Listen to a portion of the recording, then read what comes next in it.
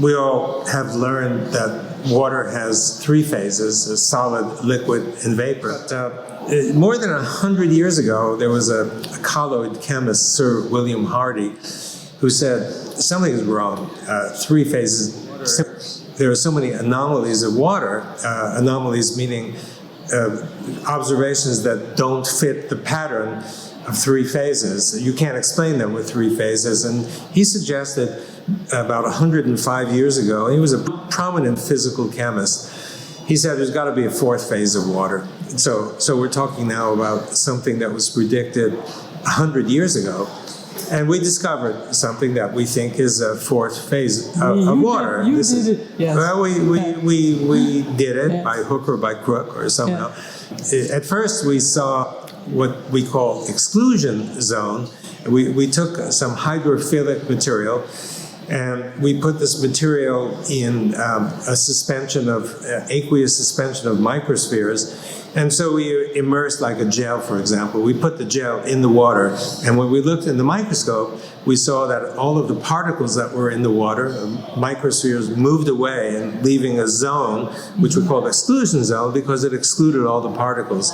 And it was stable, and it was huge by molecular standards. It was something like several hundred micrometers. And we had some idea what it might be, because I had read the works of Gilbert Ling, who talked about a kind of structured water. And I thought it probably is something like that, but the number of molecular layers in 200 micrometers or so, we're talking more than 1 million molecular layers. So it would be an extraordinary extent of order. And so we were a little bit skeptical. We did many experiments, and we found that this indeed was a different phase of water. It's an ordered phase. It's built of sheets, and each sheet has a hexagonal kind of motif.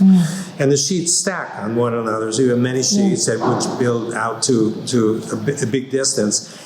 And there are a couple of interesting properties. The first is that while water itself is neutral, this is negatively charged, typically. Okay. And the region beyond, all these stacked layers is positively charged. And the reason for that is, in order to build these layers, what happens is that water molecules have to break somehow. And the water molecule is built of H plus OH minus. So it's natural that it's going to, one could conceive that it's going to split into OH minus and H plus. And we found the OH minuses basically build these negatively charged layers. And meanwhile, the H pluses get cast off, and they're in the region that is beyond these layers. So it's like a battery where this is negatively charged, and then it's positive. And you can actually get energy. Yes. And we found that we can actually use this energy to light a light bulb, for example. So that's why we are also batteries. Because if we are water... Well, I mean, this is a good point, and I think it's an extremely important point. The question is, where do we get our energy? And so at least some of our energy, I think, comes from this battery. The battery, this separation of charge. Charge is really important and basic, and it's used in the bodily processes. So this kind of easy water, exclusion zone, easy water, fourth phase water, because it has potential energy, it has charge, therefore potential energy, and this potential energy, we found, is used in bodily processes. So if you think about where our energy comes from, so of course part of it comes from food. We get energy from food. But what about, could we live without food? Could we just live from light, maybe? Well, yeah. I mean, that there are people in the world who don't eat. I'm writing about it. Oh, you're writing about it. Yeah. So this fellow from India is the extreme example. I think his name is Jain, or I don't remember his name, but I know the doctor who examined him. Is this guy on the sadhu or the monk that was 87 years? Yeah, that's the guy. He didn't drink or eat. He didn't drink, but it's very humid there, so you can imagine, like certain plants that have no roots. They survive pretty well on copper wires and such. You can tap the moisture from the environment, but no eating. He claims he hasn't eaten at the time Since he reported. He was 7. 75 years. And Of course, nobody can prove it because this man lives in a Yeah. cave in the jungle somewhere. But they did tests on him in the hospital. They put him in the hospital. So you remember, they put him in for, I think, 10 days or 2 weeks or something. And they had a whole group of physicians, urologists, the cardiologists, the every ologist you can think of. They had a group of 15 people. And these 15 people were certified by dignitaries from the city who said, these guys are for real. This is no scam or anything. And they measured whatever they can measure physiologically. And what they found is that he's normal. He didn't pee at all, but his bladder would expand and then contract back again. Even if it's expand. empty? Yeah, empty. So it was remarkable. Everything else about the guy seemed to be normal, except that he didn't eat anything guaranteed for the 10 days that he was in the hospital. And then, so the fellow who was the chief physician, he told me the story. He said, you know, the guy was put in the hospital room, and everything was monitored. It was sealed. There was not one opportunity for him to get any food or even any water, except that he needed a bath. So he kind of immersed himself in water, and it's possible that a few drops somehow got to his lips or something. But basically, he didn't drink and didn't eat. So when this was over, he invited him to come to his office afterward to debrief, you know, and his office was quite a few flights up the stairs. And this guy was running up the stairs faster than the doctor could follow him. So it's pretty, and this is after 10 days or 2 weeks of no nourishment at all. So you asked the question, you know, where does this energy come from? Yeah, because it may be from the light. I think it's from the light, because we found that this easy water and the separation of charge, this is built from light, particularly infrared light. It's not visible light, although visible light in our experiments has some effect, but infrared light has an extremely powerful effect.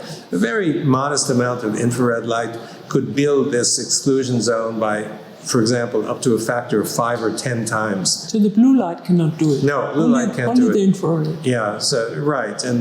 And ultraviolet light didn't do it at all. Visible light, depending on the wavelength, little bit. But then when you get to the infrared, especially at 3 micrometer wavelength, this a little bit of light has an enormous impact. So you think the light can make the hormonal glands secrete some things that you can live from, maybe? Because I think that was what was written, that he think that he get the food from the glands or the manna or what you call it, you know? I don't have any comment on that, but I can just say that their energy can come from EZ, so directly from EZ. Directly from the EZ? Absolutely, because it's a battery. You have the EZ negatively charged, and then you have positive charges. But even just the EZ, you've got a lot of negative charges, and they're close to one another. They repel each other.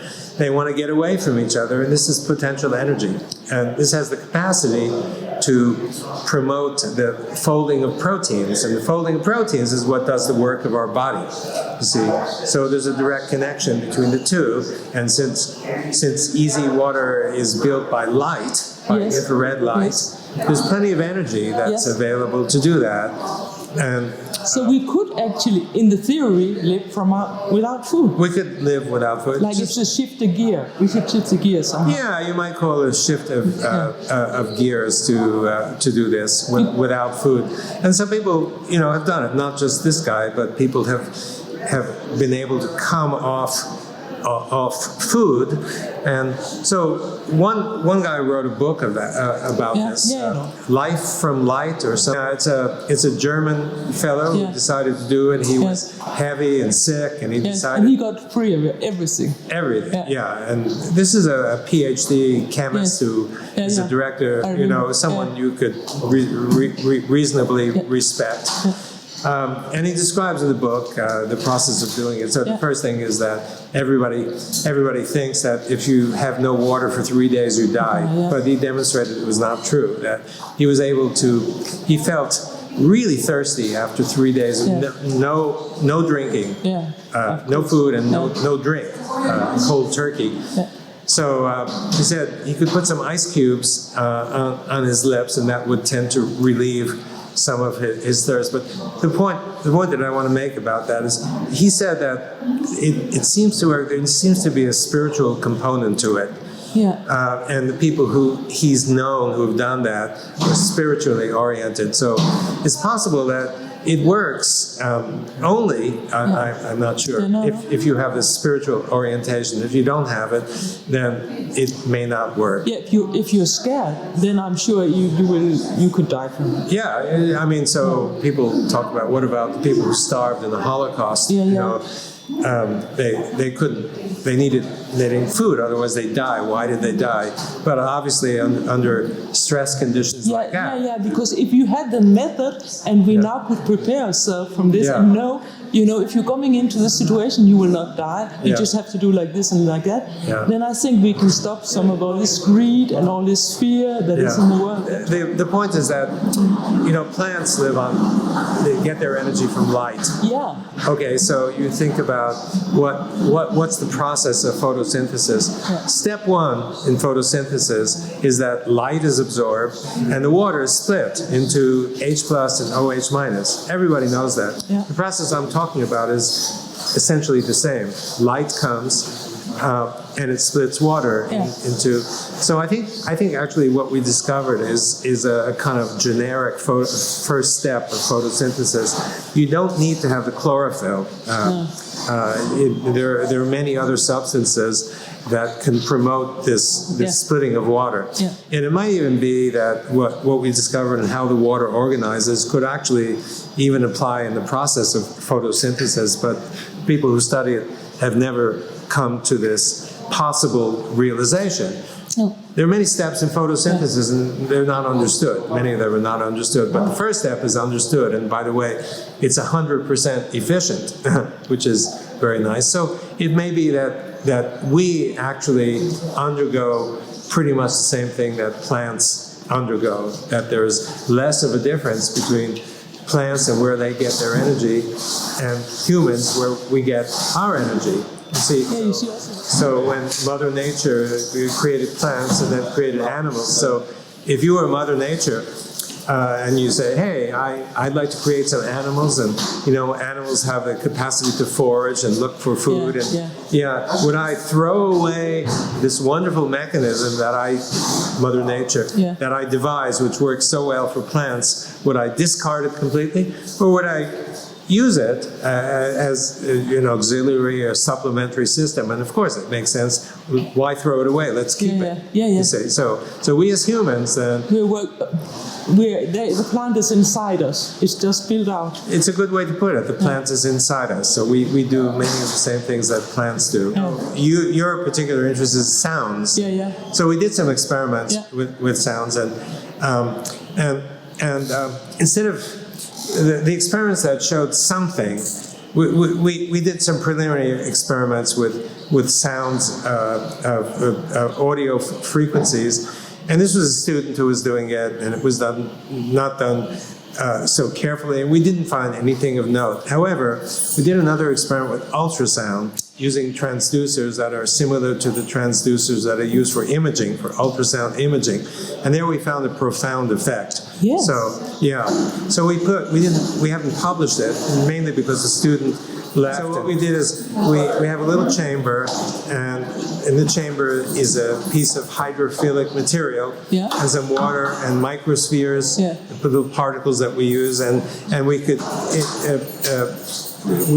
next to the hydrophilic substance was an exclusion zone, and then it's all enclosed in a chamber, and we put an ultrasound transducer in the chamber. So we turned on the ultrasound transducer, and we found the first thing, which at first disappointed us. We found that the exclusion zone diminished down to about half of the value. We expected it might expand, but actually it diminished. And when we turned off the ultrasound transducer, the exclusion zone built up again, and sometimes built up to 2, 3, 4, even 5 times the original. So the effect is after? It's after, And then gradually, after some hours, it came back to where it was. Oh, so that fits with the sound, because it will work for some time and then it will stop again. Well, I mean, this was this is pretty interesting. Very thought. interesting. Yeah, so there is an effect, Yes. but the effect is delayed, and I'm really sorry that we didn't publish it because we had enough experiments to actually publish it. If you expose the water to a particular frequency and you build this beautiful pattern, when you apply the same frequency a second time, the pattern shows up more quickly. Yeah, and so there must be some kind of memory because the water must have information that it has received the sound before and has constructed a similar structure and something like that. So there's some information that the water retains, which I think is fascinating. What really surprised me is that the book that I wrote has turned out to be extremely popular. It's called The Fourth Phase of Water. If you look at the Amazon, there are now 150 Amazon reviews. Every time I feel down or depressed, I look through the reviews. So you get happy. It's a real opera. It's got 4.8 stars of water. We are building the bridge between science and spirituality. That's the water. I think so, yeah. It's a water bridge. It's a bridge, yeah, you're right. It is a bridge, yeah, as you pointed out, friends, a bridge, colleagues. Okay, thank you very much. Okay, great.